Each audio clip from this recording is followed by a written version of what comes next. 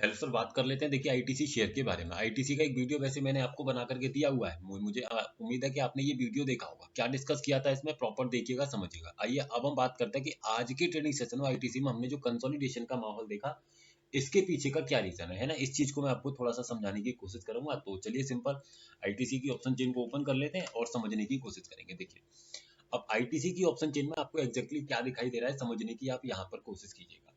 आपको ये दिखाई देगा आईटीसी में कि आपका जो सपोर्ट बना हुआ है वो देखिए कहाँ पर दिखाई दे रहा है। सबसे पहले तो ये समझिएगा जो हाईएस्ट ओपन इंटरेस्ट है वो कंटिन्यूअसली क्या कर रहा है, अभी अंदर से यहाँ आने की कोशिश कर रहा है 340 पर, जिसके चलते आपको ध्यान है हम 340 का कंटिन्यूअसली अपनी वीडियोस में डिस्कस करते हुए आपको दिखाई दे रहे हैं। अब क्या हो गया है, अब यही हाईएस्ट भी मेरा ये सेकंड हाईएस्ट भी क्या हो गया, खत्म हो गया है।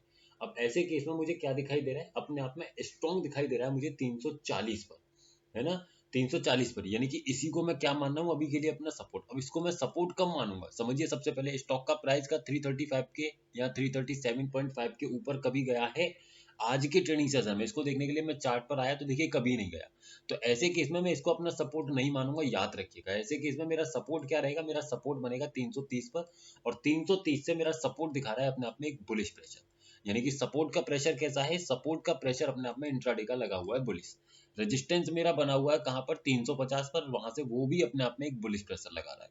यानी कि रेजिस्टेंस भी बुलिश है, सपोर्ट भी अपने आप में बुलिश है। तो ओवरऑल स्टॉक का ट्रेंड हुआ बुलिश।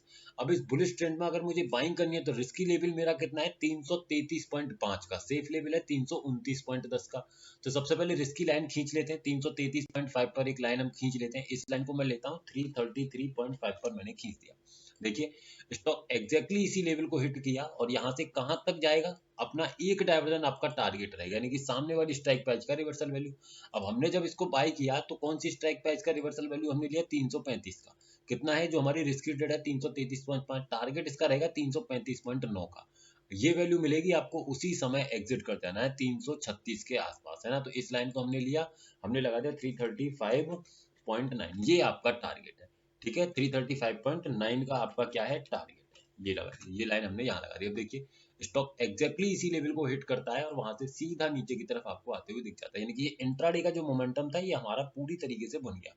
बुलिश ट्रेंड था, बुलिश ट्रेंड में एकदम dot to dot reversal value के हिसाब से हमने ट्रेड पकड़ा। ये तो हुई इंट्राडे की बात।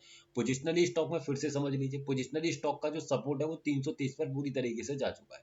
330 पर जा चुका है, तो ऐसे केस में संभावना है कि स्टॉक 327 तक नीचे टूट जाए। इसीलिए खरीदारी की गलती अभी स्टॉक में मत कीजिएगा, कहीं ना कहीं स्टॉक में डाउनसाइड का मोमेंटम मिल सकता है।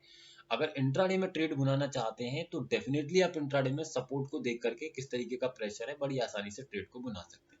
प्रॉपर देखिए आने वाले ट्रेडिंग सेशन में सपोर्ट एंड रेजिस्टेंस से रिलेटेड, उसी के बाद अपने ट्रेड को मैनेज करने की कोशिश कीजिएगा। वीडियो सिर्फ एजुकेशनल पर्पज है, किसी भी तरीके की बाइंग सेलिंग होल्डिंग की सलाह नहीं दी जा रही है। अगर आप स्टॉक्स में इंट्राडे की ट्रेडिंग करते हैं, चाहे निफ्टी बैंक निफ्टी हो, सेंसेक्स हो, चाहे बैंक एक्स हो, चाहे कोई स्टॉक हो, तो हमारे इस व्हाट्सएप चैनल को ज्वाइन कर सकते हैं। Thank you.